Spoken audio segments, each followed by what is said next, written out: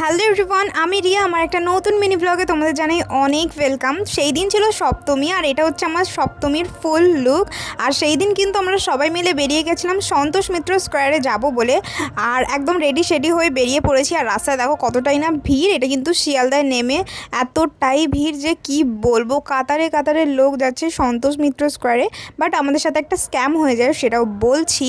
তো দেখতেই পাচ্ছ এত ভিড়ের মধ্যে ঠেলতে ঠেলতে গেছিলাম, আর আমাদের অবস্থা তো খারাপ হয়ে গেছিলো। আর আরেকজনকে সঙ্গে করে নিয়ে গেছিলাম, ফোসকাওয়ালা মাল। ঠিক আছে, ওর যাই জুতো পরো না কেন সব কিছুতে ওর ফোসকা পড়ে যায়, কিছু বলার নেই। আর এখনও দেখো আমাদের কলকাতায় কিন্তু এই হাতে টানা রিক্সা এখনও রয়েছে। আর এই রিক্সা কিন্তু বৃদ্ধ বৃদ্ধ মানুষরাই বেশিরভাগ চালায়। তো যাই হোক, তারপরে খেয়ে নিলাম একটু ফুচকা। অনেক হাঁটাহাঁটি করার পর অনেক কটা ঠাকুরও দেখলাম।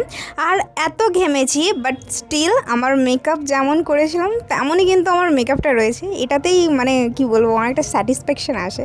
তো যাই হোক, আবারও হাঁটতে শুরু করে দিয়েছি সন্তোষ মিত্র স্কোয়ারে যাবো বলে। আর এইটা না ডিজে বাড়ির মতন হয়েছিল, ডিজে বাজছিল, কি মারাত্মক করেছিল প্যান্ডেলটা। কিন্তু তুমি যে ওখানে দাঁড়িয়ে একটু ভালো করে প্যান্ডেলটা দেখবে, একটুখানি ভিডিও বানাবে, সেটার কোনো স্পেসই নেই। মানে তোমাকে দাঁড়াতেই তুমি পারবে না, তোমাকে কেউ দাঁড়াতেই দেবে না, তোমাকে হাঁটতেও হবে না, তোমাকে ঠেলতে ঠেলতে নিয়ে লোক চলে যাবে। ঠিক আছে, আর আমরা কিন্তু আরও প্যান্ডেল ঘুরেছি, অনেক কিছু খাওয়া দাওয়া করেছি। আর স্ক্যামটাও কিন্তু নেক্সট পার্টে বলবো। তো ততক্ষণের জন্য টাটা।